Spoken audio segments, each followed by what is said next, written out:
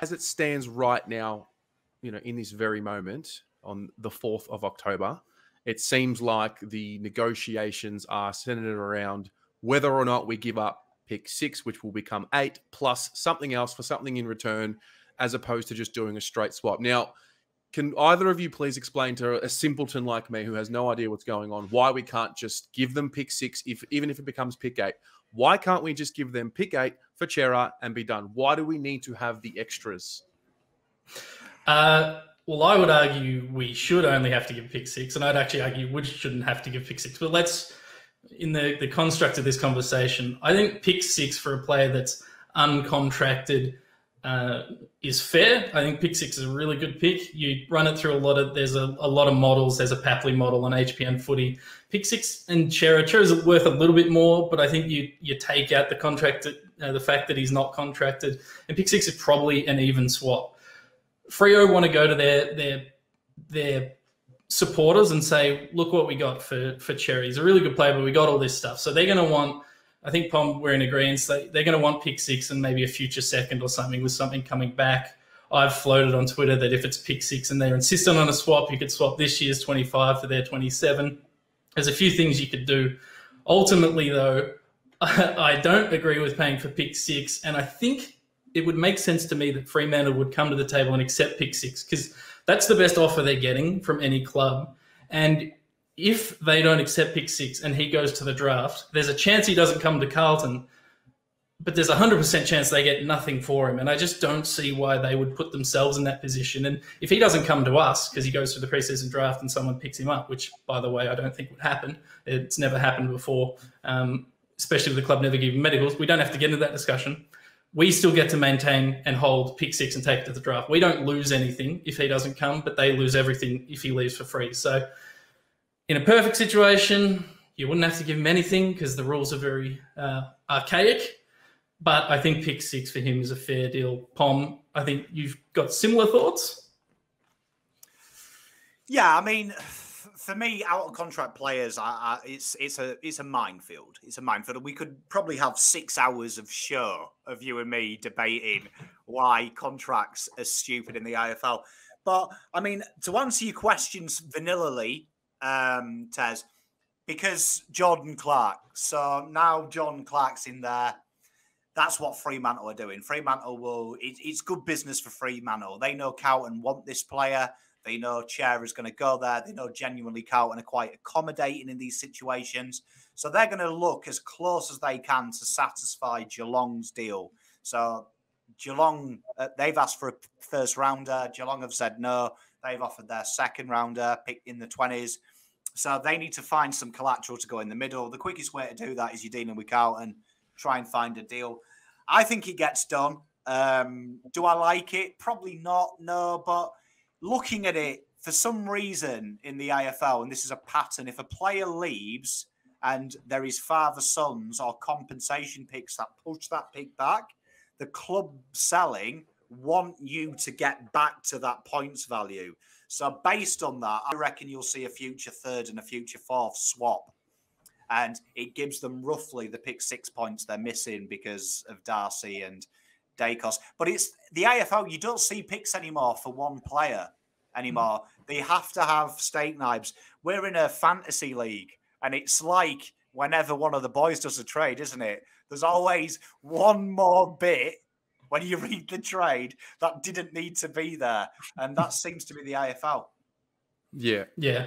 And it stems, we don't have to get into the nitty gritty, but it stems from the fact that even if you're uncontracted, even if you haven't been offered a contract, even if you've been told by the club, we don't want to offer you a contract, on October 31st, when it ticks over to November 1, you're not contracted, but they still kind of own the rights to you, and your only option is to go through a draft, which seems really odd. It's like if I went into work and they said, oh, we don't want you to work here anymore as of Monday. And I said, great, I'm going to go work at Safeway on Tuesday. They said, no, you're not allowed to work at Safeway on Tuesday unless they give us some free shopping. It's madness, and it doesn't make a whole lot of sense. I think as the industry matures in this space, we'll see change. But until then, I think it's going to be pick 6 for Cerra, and as you said, Pom, a few things swapping about.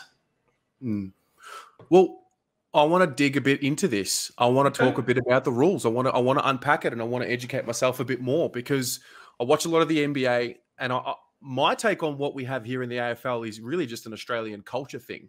This idea of the fair go and got to deal in good faith, and all of those things are true. But we brought in the free agency system, and I feel like we haven't really embraced it. Am I completely off the mark there? No, Oh, sorry. You go, mate. You go. Oh, well, the rules are basically there deliberately to kind of dissuade player movement. The AFL is really weird. It's the only league in the world that doesn't seem to want player movement, because they're kind of hell-bent that the draft is the equaliser, which, if you look at other sports, it's proven it hasn't been. What is the equaliser is people who are very good with analytical data who can manipulate the draft to their benefit. And that is a case in point. But you've basically got your restricted free agents, your unrestricted free agents, and then your Mickey Mouse free agents, I call them, where you're kind of a free agent, but you're not really a free agent, but you are. But they're almost like a restricted free agent. So the way that the restricted rule is brilliant for the top earners and players that have served the time. The club has an option of sticking with them and matching the deal and then forcing a trade or letting them go through for comp. You've got the out-of-contract players, which we know, unrestricted. This one needs a rule, though. This one doesn't have a rule. Basically, the rule is trade for them, otherwise go to PSD. That is literally the rule. And the problem we've got in the AFL is, and it's an Australian culture, Australians are nice people. They don't want to stab their mate in the back. Right, but this is 18-man competition. They should want to pull one on Freo. They should laugh if they can get a top 6 pick for free. So, in my opinion, they need a rule here where I would have out-of-contract players out of contract from the 1st of October. And then from now, 1st to the 6th, would be a free-for-all. Would be a total free-for-all. Yeah, look, it's interesting. This all stems from a few issues. One, that free agency probably hasn't been implemented fully and properly. Two, that your initial contracts in the AFL are only 2 years. So very early, you're out of contract and negotiating already. I think if you standardized it and made it 4-year deals, then you became a restricted free agent, and the club could choose to keep you to that after that fourth year period. We'd see a lot more players staying and a lot more movement. But basically, what happens at the moment, I tweeted this the other day, if you're an out-of-contract player, you decide on a new team and the current club trades you for compensation. If you're a restricted free agent, you decide on a new team and the current club either trades you for compensation or receives compensation from the AFL. If you're an unrestricted free agent, you decide on a new team and the AFL gives you compensation. So there's this idea in the AFL that when a player leaves, you're entitled to equal compensation. I think that's where a lot of these issues stem from. This idea that it wasn't really what it was supposed to be, but that you get equal compensation back for a player leaving when you've had the player serve you and you've been unable to keep them contracted and interested in staying. So the idea that Marbia Chol, so for those playing at home, if you've ever been delisted before, you're now a free agent when you're out of contract, which is how it should be. Marbia Chol gets a second-round pick when he's not getting a second-round pick in a trade, but because he's only 24 years old, he gets a second-round pick because the AFL is trying to give equal, fair compensation to Richmond, when really I think the system would be better served if we're insistent on all being friends and giving compensation. You just give them a pick at the end of the 3rd round to fill the list hole, because the AFL shouldn't be making judgments on how to make up for the lost player and go, oh, you lost 120 games of a player, so we're going to give you a draft pick that averages 120 games of players that are drafted there. If there's compensation, it should be at the back of the draft where it doesn't affect the other clubs, because currently free agency, if a player leaves, it creates 2 winners and 16 losers. And the idea is that you're making it fair for the club that loses a player. You're actually making it unfair for the other 16 clubs. So it's slowly evolving, but it causes issue. And then when this uncontracted player stuff comes up, the only reason this is still an issue and still discussed is because no one's actually really pushed it as far as they can. And, if the Blues, they did it with Jack Martin, if they did it with Cerra or someone else and said, no, we're going to the preseason draft again, I'm pretty confident that the AFL would stop it. Or if one of the players were to take the league to court for restriction of trade and restriction of movement, like we've seen a long time ago in the soccer, I think it was it the Bosman rule, Pom?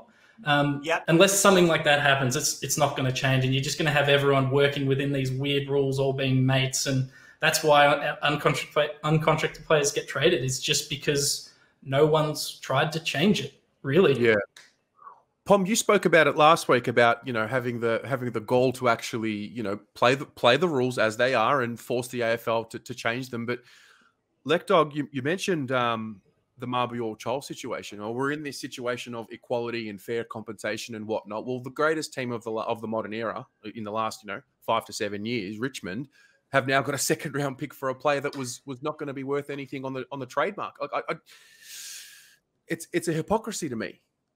And they were only had access to that because they had previously delisted him because he wasn't good enough to be guaranteed a spot on their list. And now, purely because of his age, they're being rewarded for it. And I fundamentally disagree with compensation altogether. But I think if you were to do it, the NHL has a kind of better model where most of the compensation picks come in that end of third round. And unless a guy's, signing a $50 million contract or whatever, they're getting a first round pick. But the current system is it's trying to give equal compensation, but all that does is really ruin the draft hand of other clubs. It's really kind of backwards, and especially for a league that's hyping up the trade period and does 24/7 coverage of it and sponsors it and has 800 ads a minute about it and draws that much revenue from it. They want the movement, but they're not quite mature enough to make that step and make it a true free movement system. And part of that stems from the players as well, not willing to take on that risk on their behalf. But I just think there'd be some easy solves, starting with longer rookie contracts and obviously no compensation or restricted compensation, because it really screws with everything. Like Richmond getting a second round pick for a guy that if they traded, they might have got up like a fourth, maybe a third. They get given a second and everyone else gets punished because of it. It just doesn't sit well with me. And anyone who follows me on Twitter knows that. So you can follow my rants there as well if you want. Yeah. No, I like it. It's you definitely educated me a bit more tonight. I had a feeling that something was not right, but I didn't know how to put it into words. So I appreciate that. That's all right. I'll be more. I've got a whole script prepared. I'll be more eloquent next time I speak about it. No, I thought you did a good job. Anything else on your mind you want to raise to the table? No, I've just seen that Mitch Clear is reporting Dean Solomon and Brendan McCartney are potentially coming as assistants. Lewis Young, lots of stuff happening. Blues are always in the news. You're welcome, AFL.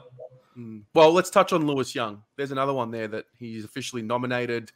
Before I go on there, we've got Chef's Michael's channel with the $4.49 super sticker and Ugo with a $20 one. Thank you, guys. But Lewis Young, what did you think, guys? I'm not surprised we went for him, given he dominated us in his first game. Generally, we go for players that beat us, and he wears sleeves. So they're two big ticks for me, Pom. I know we wanted to address the key position depth as a necessity. I thought we'd hit it in the draft, Pom, but we've done it. We've done it by trade. It looks like, or will do. Well, I mean, he's the Jack Carroll of his draft class as well. He made the cutoff, I believe, by 10 days. So he was given the option to stay in the draft for another year and go enter the draft the year after. He took it early, went quite early as well. Top 50. It's a decent shout for a tall guy. Half of the work has been done for us. He's already started to be developed, which is huge, I think. So would I have liked to have drafted one? Yes, but this is probably the best option, really, for us, because now we're at the situation where we're looking to stabilise once we're in the 8. And good sides, with this equalisation method that we're still talking about, keeping it linked, good sides have a conveyor belt of talent. So good sides look now for 2028. And are thinking, who's going to be there? Who's going to reach peak there? And that's a good... to me, this is a better trade period already because we're looking at the right moves. Bit of a questionable kick, Lewis Young, but when you're 202 centimetres, God didn't make you for your deft of foot.